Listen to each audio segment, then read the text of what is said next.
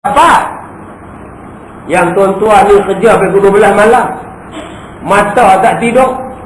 Mata mengantuk pergi ambil mancing di tongkat. Tak pergi tidur. Punya nak cari duit. Mati tak dapat apa. Contoh. Saya ada anak laki-laki. 2-3 orang contoh. Bos orang sudah. Bila saya mati, harta tu dapat ke anak jantan saya. Punya duk jaga rumah, kereta, kebun, anak. Dengan menantu dia pun, isteri dia semua ada. Lepas saya mati, harta tu dapat dekat anak jantan saya. Tiba-tiba anak jantan saya pula mati. Harta tu pergi kat apa? Pergi kat isteri dia tak? Isteri dia pula kahwin lain. Agak-agak suami dia hak baru tu rasa tak harta tuan-tuan. Sapu tangan, cuci kaki masuk. Janda kaya. Saya ada anak laki-laki, saya orang kaya. Harta saya dapat ke anak laki-laki saya. Anak laki-laki saya pula kahwin. Mati pula anak laki-laki saya, dapat harta ke isteri dia. Isteri dia pula kahwin baru, dapat ke siapa? Tuan-tuan punya jagalah itu. Duit dalam poket ni kepung, jangan bagi bocor. Tabung derma pun pecah mata, jangan bagi. Mati tuan-tuan orang lain dapat. Kadang-kadang tuan-tuan bagi harta tuan-tuan pada anak tuan-tuan yang laki-laki. Anak tuan-tuan pun mati, tinggalkan anak yatim, tinggalkan isteri dia. Isteri pula kereta tak erti bawa, isteri pula apa pun tak erti. Menantu tuan-tuan tu, berpok dia pula yang uruskan harta tuan-tuan. Besan tuan-tuan yang tak ada kena mengenal dengan tuan-tuan pula yang uruskan harta tuan-tuan. Tuan-tuan dalam kubur kena soal yang mereka atas dunia. Tu yang saya katakan tadi, jangan hanya nampak pada dewan orang ramai. Sekarang ni orang duk bising masalah dewan orang ramai ni. Tuan-tuan duk bincang biar-biar depa lah. Yang kita kena bincang harta kita dulu. Sekarang ni harta kita, yang betul-betul harta kita mana dia? Mana dia? Dalam perut? Ya. Harta kita yang betul-betul harta kita ialah harta yang kita dah bagi pada jalan Allah. Berapa sen wakaf tuan-tuan? Berapa banyak tiang masjid tuan-tuan buat? Berapa banyak bumbung masjid yang tuan-tuan wakaf? Berapa banyak yang tuan-tuan? Itulah harta kita. Semakin banyak tuan-tuan wakaf, itulah kaya tuan-tuan. Tapi kalau tuan-tuan tak pernahnya wakaf, hentikanlah. Kalau tuan-tuan mendakwa tuan-tuan kaya, walaupun tuan-tuan ada 10 juta sekarang. Saya ni, bila sampai bank statement, bank Islam di sekolah saya ni, 16 ke 15 hari bulan dia sampai statement bank. Saya cek berapa masuk, berapa apa semua sekolah. Yang masuk Sirajuddin Rafiah. Lagi bulan depan pun Sirajuddin Rafiah. Allah yarham datuk kita yang meninggal bila tadi? Setelah 2 minggu kurang dah. Datuk Sirajuddin Rafiah kita mati ya. Allah yarham. Saya nak tengok statement bila Ustaz Zuhir beritahu, Ustaz Datuk Sirajuddin tak ada orang. Inna lillahi wa inna ilaihi raji'un. Saya teringat dari statement nama dia. Kali masuk 300, tengah bulan masuk 500. Sebab saya apa? Wakaf. Yang itulah harta dia. Yang itulah yang kita bawa. Alhamdulillah. Ada juga bekalan. Hak kita ni macam mana tuan-tuan? Kita tak tahu harta kita yang kita tak bawa ke mana ni, tak bawa ke kubur ni.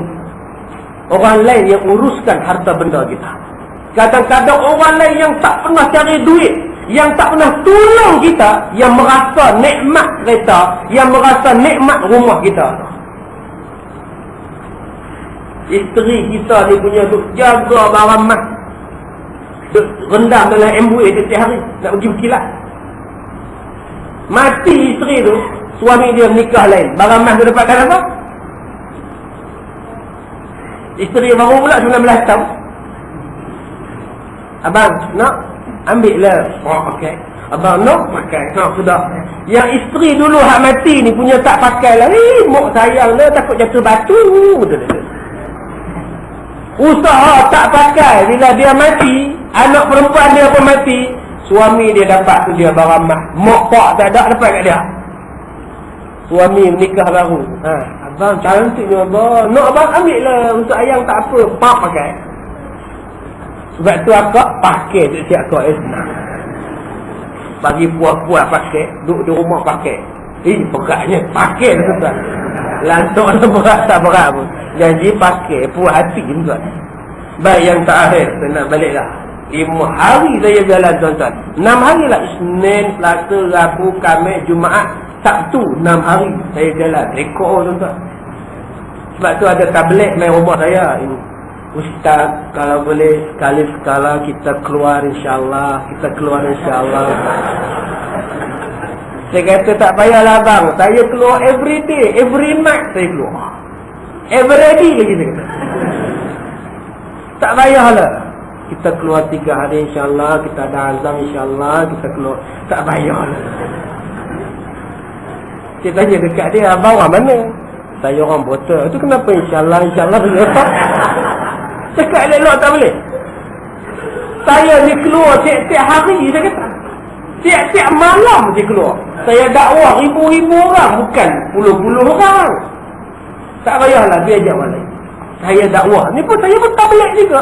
Menyampaikan lagi besar, lagi luas. Hak ceramah saya ni keluar dalam internet, ceramah kita ni keluar dalam radio, lagi luas. 6 hari tuan-tuan berjalan. Esok nak pergi Kedah pula. Semalam dia tidur rumah, esok pergi Kedah pula. Dia tuan-tuan ni pun tablet juga. Jadi cukup. Kita nak habiskan sikit je lagi. Di mana tadi? Kebinasaan suami tadi hilang pula dah. Baik. Dan kata dia lagi, maka wajiblah keluarnya, maka haramlah atas suaminya bukan. Dan ataupun harta baginya usaha yang halal yang mencukupi dengan dia dan dengan ahlinya. Yang kedua, yang dapat menyelamatkan suami daripada benda haram, dia ada pekerjaan yang halal yang cukup dia dan cukup anak isteri dia makan. Dan ada baginya pula sifat qanaah daripada belanja yang berlebih-lebihan. Suami yang selamat ialah suami yang ada pusaka. Kalau tak ada pusaka pun tak apa. Kerja yang elok-elok. Kerja halal, elok-elok.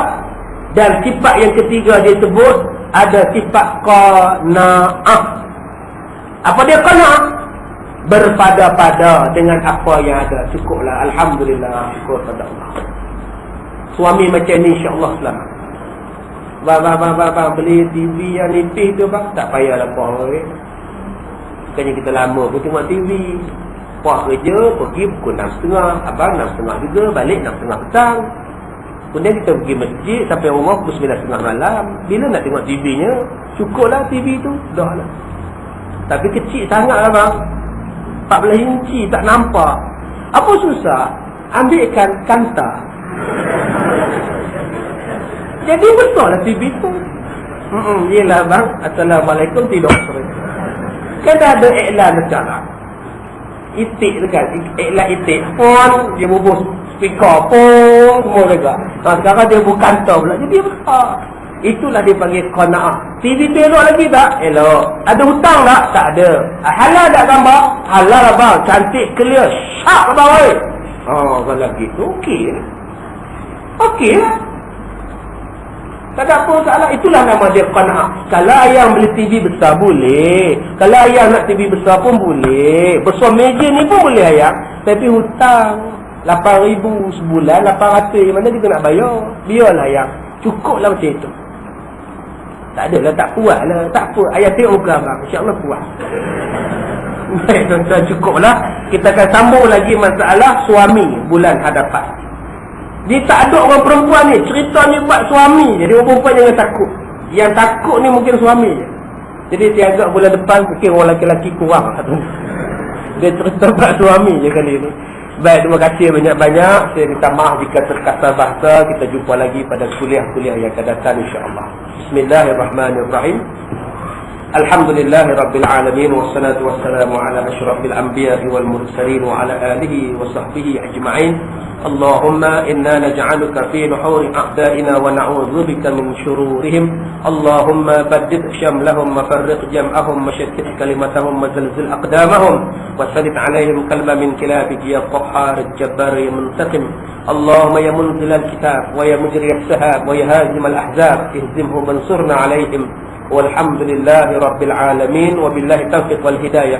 Assalamualaikum warahmatullahi wabarakatuh.